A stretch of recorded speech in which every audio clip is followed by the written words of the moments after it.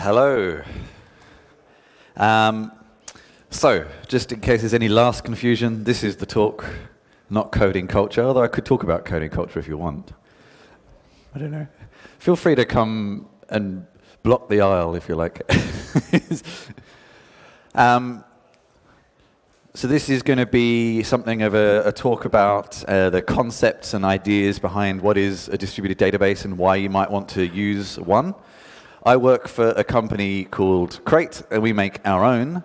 And I'm going to use it as some examples, but often the principles are the same. It's not unique to us, but seeing that I work for them, of course, I'm going to use our product in a demo.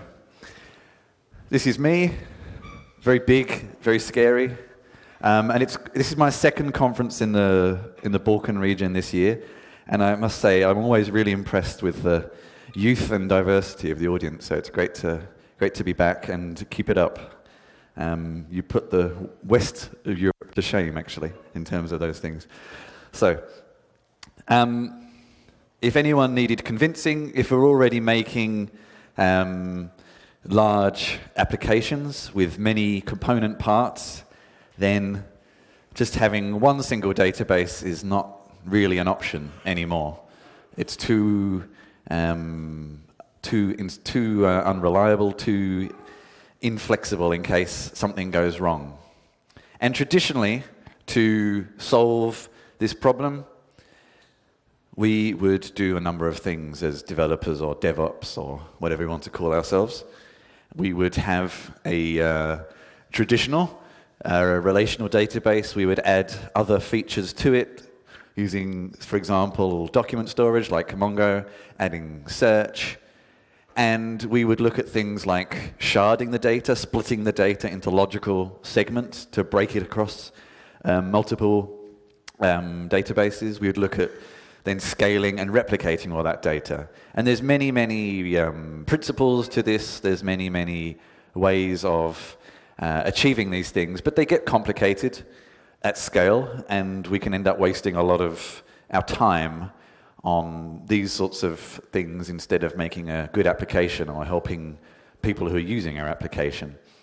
And whilst databases like MySQL can of course scale, anyone who uses Facebook would know that. Not everyone has those sorts of resources, so there are some better options to make our lives a little easier, and this is sort of what we're going to look at. This is a very simple illustration, of course, to illustrate that point. So instead of using these sorts of methods, we're going to look at some different concepts and compare some databases in the market. And to add to this complication, we now have things like containers. I think now the D word is tech conference bingo, so let's mention it.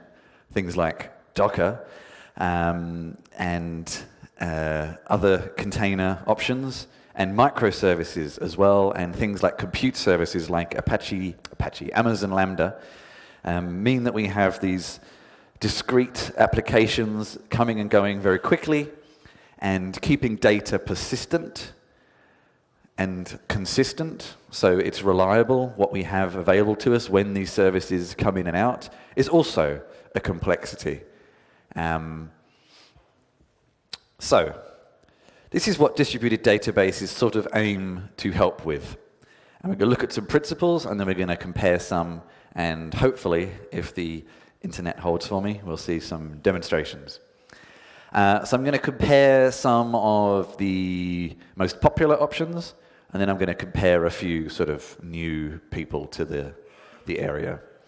It's a big market. I've only focused on ones that are open source and have an option of self-install. There's many that you just pay someone and they give you a service, which is great, but I come from an open source background and that doesn't appeal to me, so I focused on ones that you can install yourself and try. All of them claim scalability and replication across data centers. That's what they're designed for. So I'm not going to keep saying that because they all claim that anyway. all are NoSQL based. NoSQL being storing the data instead of in rows and columns in a table. It's document-based, usually some sort of JSON string, and we'll see some examples of this. And often they involve learning some new ways of doing things, and we'll look at what that means. And that said, most of the first few I'm going to look at, I'm no expert in any of them. I'm going to touch a little bit on each of them, but it's a very light look at some of them. So what are some of the initial principles? The focus generally is on the application, not on the database. And what I mean by this is often lots of things like security, settings, checking data state, and many other features that you may be used to in more traditional databases are often taken out and put on the onus of the application developer. This is what makes some of them so much better in terms of performance, but it's something to bear in mind. And availability versus consistency. So each one has different decisions they've made when they created the database about what sort of use case they wanted to meet. And some focus on performance, some focus on reliability of data, some focus on the availability of data, and some let you decide yourself. So you sort of pick which works best in your use case. Okay. So this is how we would traditionally scale the old style database. We have, I think that's it. Yes, there we go. We have master database, one that we consider most reliable, the most common source of knowledge. And sorry, I just got confused by the time because I started early. So and then we would create slaves, so copies, if you like, replications maybe, or maybe just different segments of copies of the master database. And an application server is accessed through a load balancer that handles requests to the data. This is kind of the standard way. And if we wanted to make our database cluster be able to handle more requests, we would add some more masters, we'd add some more slaves. But they're sort of all a little bit independent of each other, and keeping these in synchronization with each other is where the complication can come. So with horizontal scaling, which is how most of the distributed databases tend to work, we look at something slightly different. Generally, each instance in the cluster, each node in the cluster is pretty much the same as each other. That's not always strictly true, but we could, for this point of demonstration, we could consider that each one is kind of the same, as opposed to there being a difference between this and these. All of these are generally the same and could even contain exactly the same data as well, synchronized between them all. So if we wanted to add a fourth instance, we just add a fourth instance, and everything discovers each other and synchronizes magically, of course. In the instance of crate, this is kind of what each node can do. HTTP, so a standard way of accessing it, parsing and analyzing queries, and then executing the queries, and other things happen dependent on what the query is. And I get, yes, this is to point out again that all of the nodes are equal. So if one comes and goes from the cluster, they will rediscover each other and get back in synchronization. I think this is probably best shown with a demo. So let's see what happens, hopefully. Okay. So this is Yep, doesn't look like much is happening right now. This is, I'm just going to refresh just to check. I actually still do have a connection. Okay, well, we'll see what happens whilst I'm talking. So this is a 16-node cluster. You can see up here. As I say, this is with Crate, the company that I work for, but similar principles apply in some of the other examples we're going to look at. We have, we can jump down into here to see the take it from me, there's something down there. What I really want to do is run a query though, so let's hope that that does work. The problem with working with like a, oh, the internet has gone completely. The problem with working with a sort of big data database is it's very hard to have one locally because it's a bit pointless. But that's gone completely. Okay, we'll come back to that maybe later, hopefully. Basically, what would happen is we would see the number of nodes here change, and these indicators of replicated data and available data and total records, under-replicated records would change to reflect what has changed. And then over time, depending on kind of the size of data and the structure of data, I think this one had about 50 gigabytes of data. It would take some time, maybe a few minutes, maybe 10 minutes, to rebalance, resynchronize the data across the cluster, and be 100% again. And if we added, oh, hang on, look at that. Oh, maybe. And if we added another one, the same sort of thing would happen. But I think I had a really nice query to show you as well. Let's come back to it in a minute. Shall we see? Let's see. Okay. So we're going to be using the GitHub Archive data to demo this, and we're going to use it as a consistent example throughout. But just to very quickly, this is the query we're going to be using, and I'll talk a little bit more about it in a minute, but I just want to execute it. And you'll just have to, oh, that wasn't too bad. So yeah, so this is just showing us the most popular users on GitHub, and the most popular is the Google Code Exporter, which is interesting. But let's actually do what I said I was going to do. So we have this running in AWS, and I just have to check that I don't bring down the one we're actually looking at, because that would not be great. Yeah, okay, good. So I'm just going to restart it, and in the time it takes to restart, we should see, bearing in mind internet speed, we should see things happening here.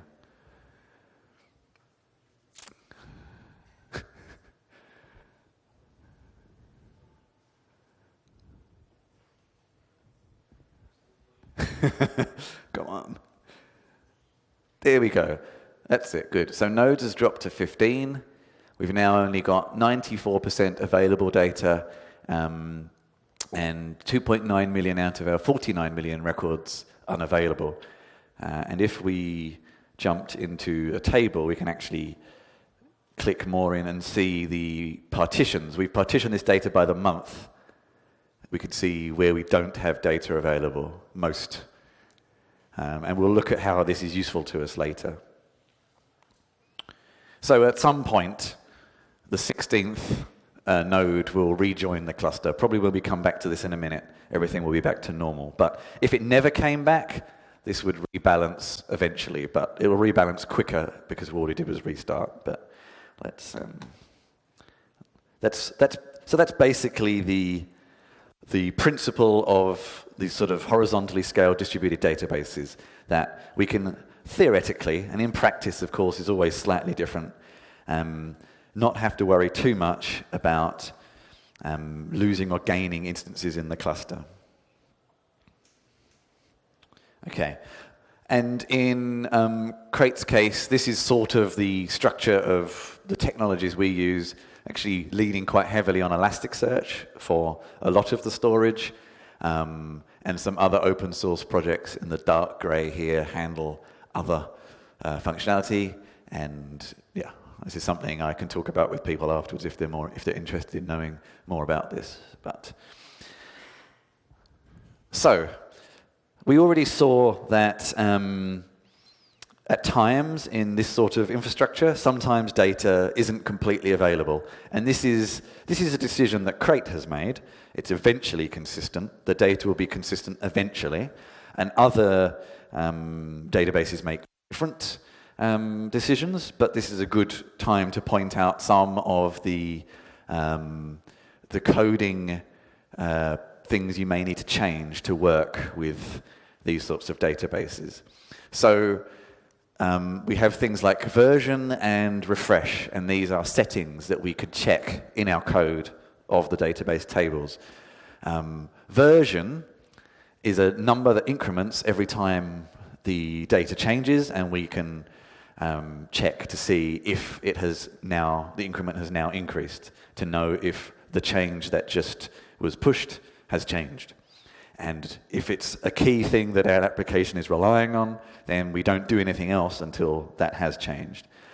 Equally, if you want, you can, the tables and the data structure will automatically refresh at a sort of default rate. But if there's particular tables we always want to manually check to see, to refresh data and make sure it's consistent, we can also turn that sort of automatic refreshing off. Although if you do that on a wide scale, you start to sort of maybe defeat the point of having a system like this. So there's sort of ways we could check in our code to see if the cluster or an individual partition in the cluster has got the data that we expect it to have yet. Okay, so that's some of the principles. Let's have a look at some products in the market. And that sounds very horrible to say. I should say projects, because all of these are open source, and I hate using the word product, but sometimes it's just the easiest thing to say. So we're using the GitHub Archive data. This is a great archive of compressed JSON files that you can access quite easily. It's good data to use in many ways. It contains all the public activity on GitHub since 2012. Every activity of every hour of every day. It's actually not as big as you may think. It's big, but it's not that big. I guess as developers we think we use it all the time, but most people don't use GitHub all the time. So it's not as big as you may think. There's lots of nested objects, and we'll look at some of those in a minute. This is something like a repository has people who interacted with the repository, and each of those people has their name, a login, an ID, etc., etc. Different types of activity result in different data, and the data has changed over time. The data in 2012 that they were recording is not the same as the data that is now in 2015. And this is also perfect for NoSQL distributed databases that often are very good at coping with data that is subject to change, that is structured to a point, but it may change over time. And theoretically, we can often just let the databases handle these changes, and it will import something. It may not always get it right, and of course queries that you're running to rely on this data may have to change because that's more important. But that's something that, at least the data is there and being stored somehow, and then we can change the application at a later date. So it's a good data set to experiment with. And here's a quick example, a very simple activity, a create event. Here's the person who did it. Here's the repository, and here's what they sent. So that's a fairly simple example. So the query that we're working with, which is the one that I just ran a minute ago, is we're just looking at the users with the most amount of activity on the repo. And as we saw earlier, this in sort of standard SQL is what it would look like, roughly. Select the login name from the actor object, give it an alias as a login, then count how many there are, give that an alias from this table, group by their name, and then order by the amount, and we'll just have the top 10. So if we were used to MySQL or something like that, this would be the sort of query we would use. It's just a sort of an example, really. And what I've tried to do in each example is recreate this. And that's not always, it's not always a direct match, and that's kind of the point. But as this is where often people are coming from, this is our example. So the first example is Mongo. This has been around for quite a while. Its consistency is sort of fairly flexible in that on the instance that you decide to be the master of sorts, has strong consistency, and the rest of the cluster is eventual. It uses its own custom query language, which we'll have a look at. As are most, it's fully open source, but there's commercial providers, commercial support, third parties that offer software as a service, things like that. Big name clients, they all claim this, but blob storage, so storing binary objects is available with plugins, and its search is limited. In terms of this, you can do things like filtering data for a particular value, but we're talking here about the kind of more complex full text search, like analyzing complete documents or large amounts of data for certain phrases, certain words, language variants, things like that. So it's limited in that way. Recreating our query would be something a bit like this. It's more sort of JavaScript, JSON-esque query language. And as I say, I'm no expert in any of these other examples, so I may have got it slightly wrong, but this is equivalent to our database and then table. We want to return just the actor login field. We then want to group it by that field and total the amount. Sorting descending, so highest to lowest, and then limit to 10. So this is sort of roughly what we would end up with.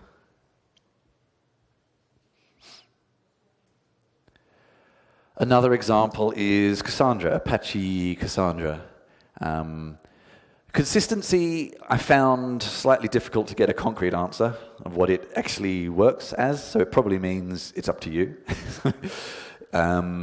It uses its own custom query language again, and again, open source plus support. It's an Apache project, so it has a pretty good life ahead of it in terms of open source support as well.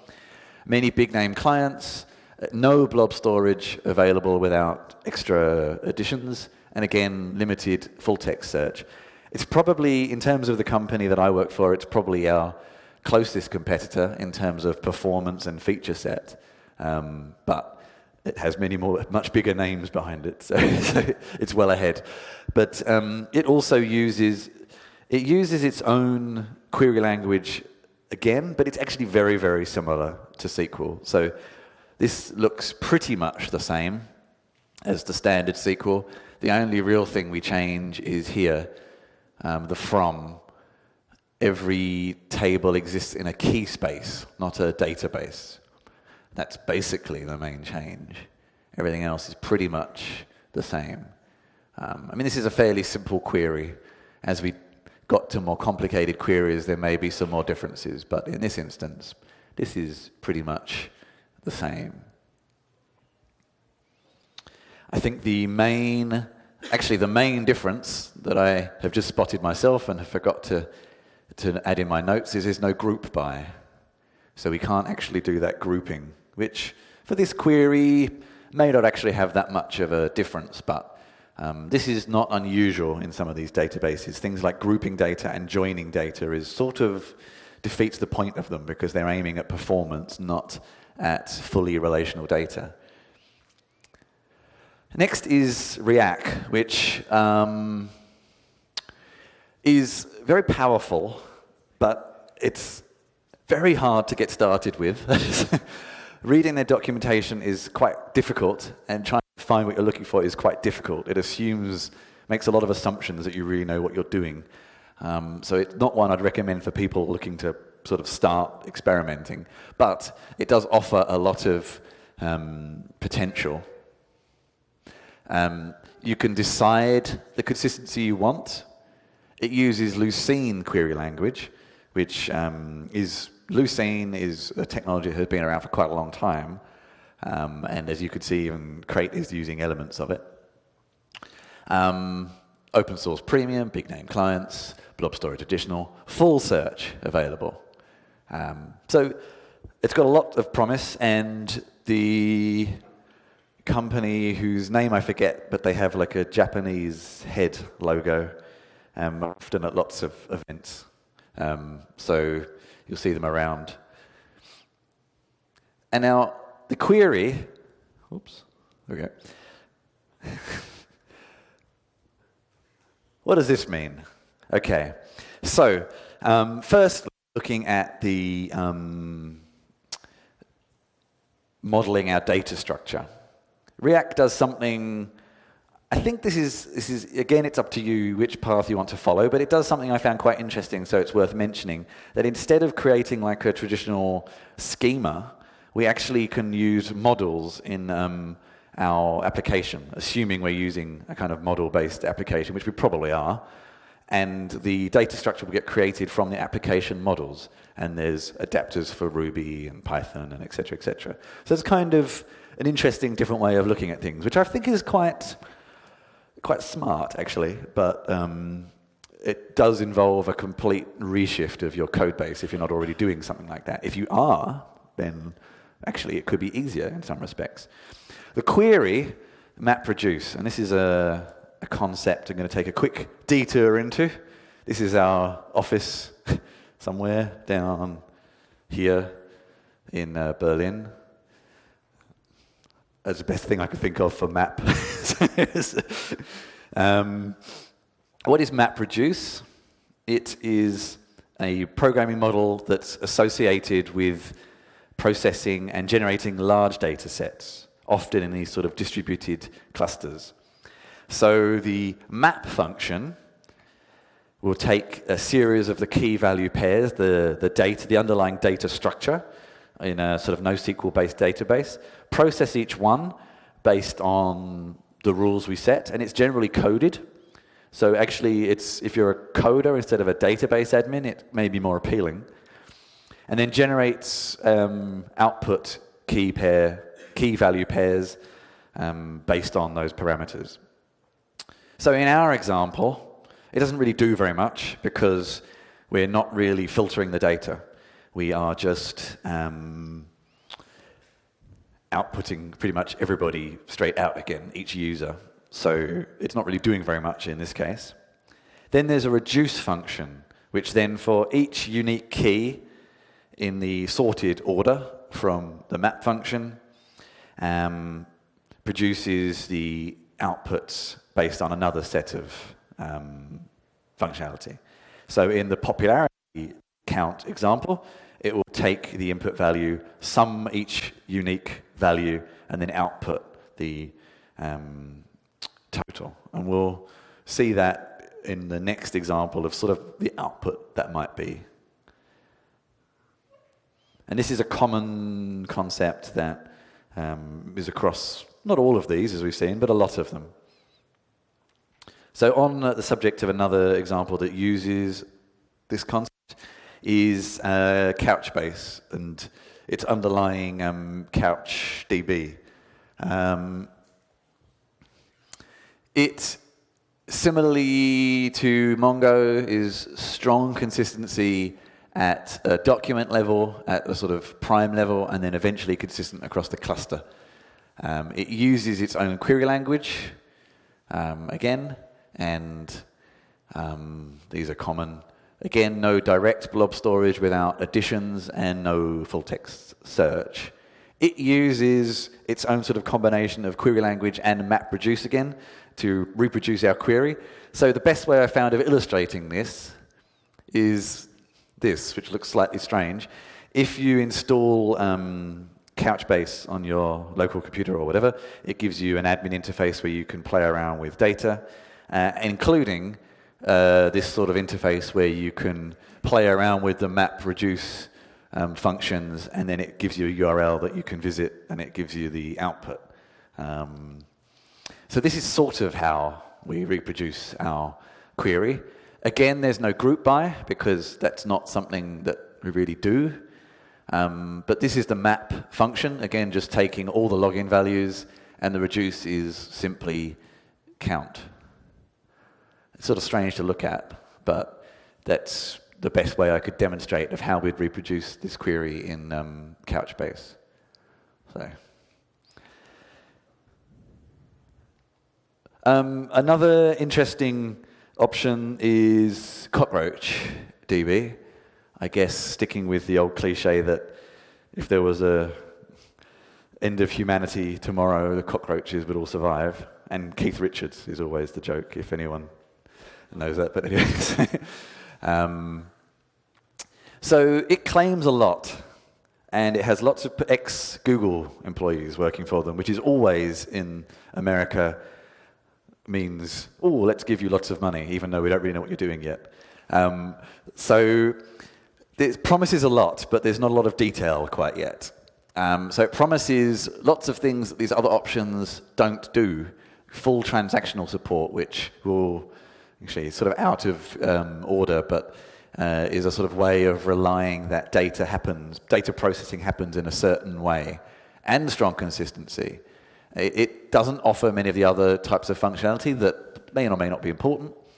And it claims to, again, use normal SQL. And a lot of the databases that claim this, it's to help people transition from kind of traditional database world, people who have been using Microsoft options or MySQL or something like that, into the new world.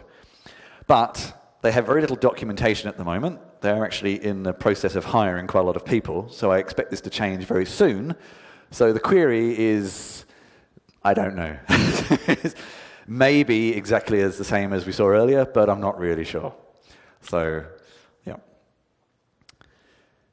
And there's us, which, so we are an Austrian company originally, but we have an office in Berlin as well. As I just alluded to in Cockroach, we don't have transactions, do have eventual consistency, which means the focus is all about speed, really. We use SQL, or a subset of SQL that is possible, open source, full blob storage, full text search, which we saw earlier, and because we use standard SQL, well, we already saw this query, so we know that it works.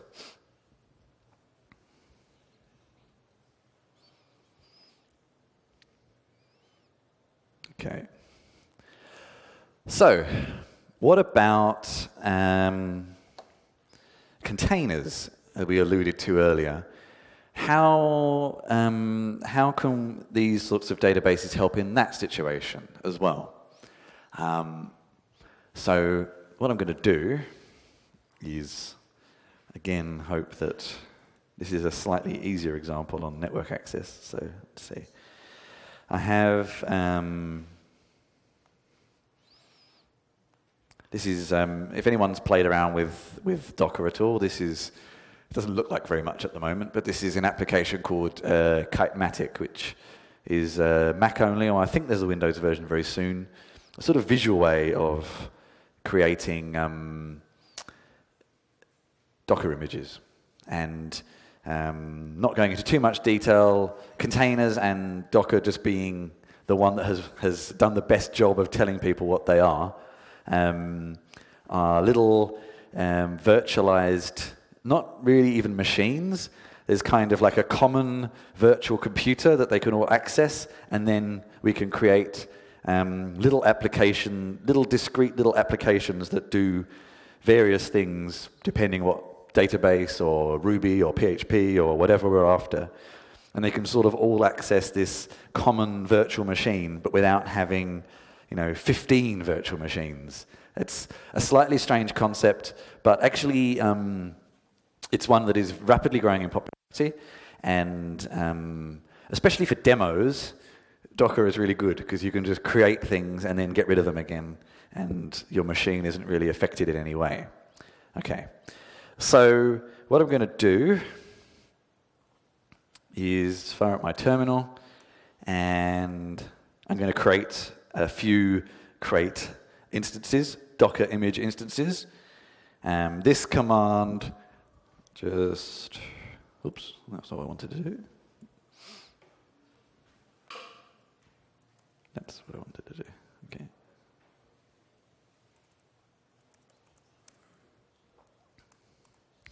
This command basically says, run the image we've already downloaded. I didn't want to rely on the Wi-Fi for that, of crate.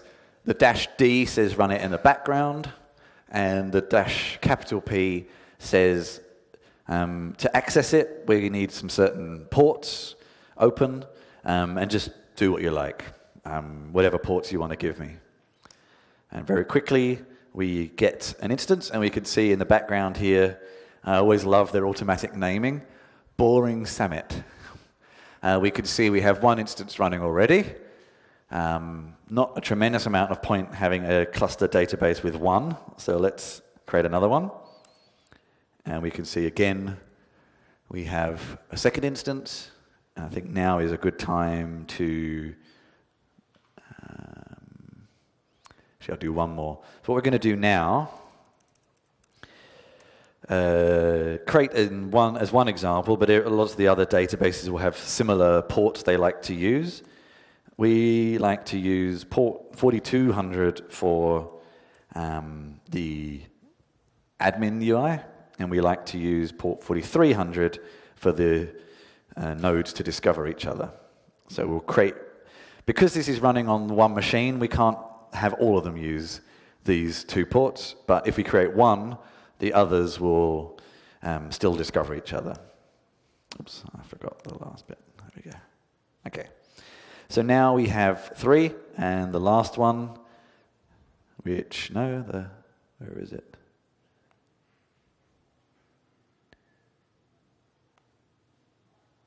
That's correct, okay. Why have we not? I've issued this command so many times that I'm sure that's correct.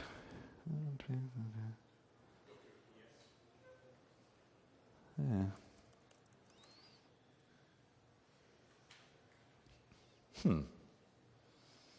Why have I not got what I want?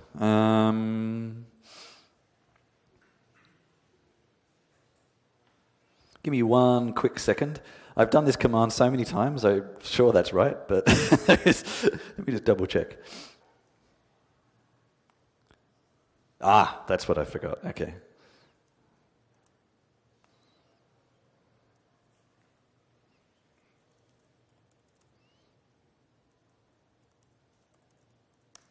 Okay, all right. And then we have, that's what we're,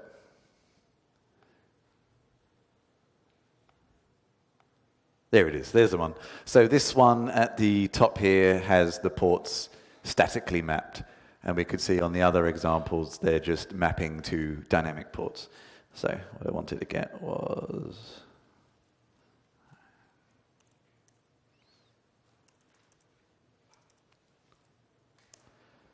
okay, so this is 4. We've just created this on our local machine, despite that IP address. That's the sort of Docker IP address. We have 4 nodes. There's nothing really happening in it right now. And we have a little, let's see if this works. It would be good to have some data in a database. Maybe. We'll see if that does anything in a second. But so we could quite easily, with this, much as we did with the AWS cluster, just destroy a container and then recreate a container and continue as need be in terms of the infrastructure that is needed for our application. And they will rediscover each other, and the data will resynchronize, much in the same way. And so distributed databases offer something that has even been even harder with containerized databases, in that the discovery between them all gives us that data persistence in a sort of an infrastructure that is by nature not very persistent.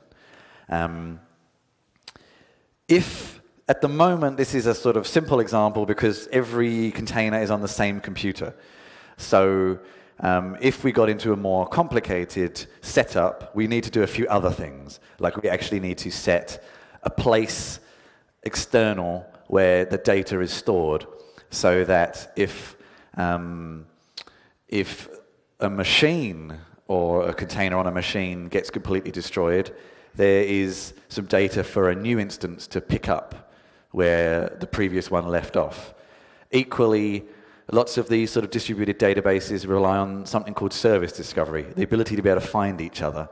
And cross data centers, that's not as easy as on the one machine. And there's ways of doing this. There's many ways of doing it. It's actually not that complicated, but it's something to think about. So just as a very quick example here, so much the same way, if I kill this one, we'll see, yep. It won't take very long because it's a very small data set, but he says, there we go. And it's back to normal. Even though that still says critical. I think that I'm going to blame the there we go, blame the Wi-Fi on that. So even with containers, these distributed databases help us out in keeping data clusters consistent across a variety of different infrastructure. And I did a talk at this conference in Budapest earlier in the week on using something like Mesos or Kubernetes, which are ways of managing lots of this infrastructure. And with something like that on top as well, you even get the option of just, I don't care if it's containers, AWS images, a computer sitting at the bottom of my desk connected to the internet. We can kind of manage them all in one cohesive way and not have to worry too much about how the data is being managed and replicated. This is all ideal world, of course, but it's a principle. So what's the use cases for these types of databases? Not all of them are transactional support, which is something I showed ones that are. So if you're doing something like financial data, where you definitely need to rely on certain records happening in a certain order at a certain time before anything else can happen, then you need transactional support, and not all of them have it. Strong relational data. If you're used to using group bys and joins to gather sets of data together, not all of them, in fact very few, support that. We are working on it, and it's hard work to keep it performant as well. ArangoDB, which is another German database, has this support as well. There are some, but you probably sacrifice performance, in which case did you kind of go against the point of going down this path in the first place. But so strong relational data is not really an ideal use case. But on the positive side, things like high volume, semi-structured data that changes all the time are really good use cases. Data stores that are going to change as your startup or your project changes. So ideal use cases are things like sensor data, Internet of Things applications, marketing information, business intelligence information. Things like that are all great use cases. And because we have lots of new paradigms, much of these databases offer pre-built clients for common programming languages. Some support things like ORM, so the ability to be able to match your database tables to models in a MVC framework. And generally, they all offer lots of very common integration options: Docker, Mesos, AWS, Google, Azure, SoftLayer, etc., etc. So Whilst there's some new paradigms, there's some new things to think about, the new world makes you welcome and wants to help you get started.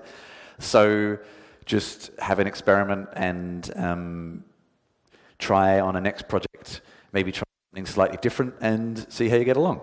That's me done. We have a few t-shirts and stickers over here. Not very many, but there's some over there. So thanks very much for having me, and there may be like 2 minutes for questions, or grab t-shirts and go to lunch. Thank you very much.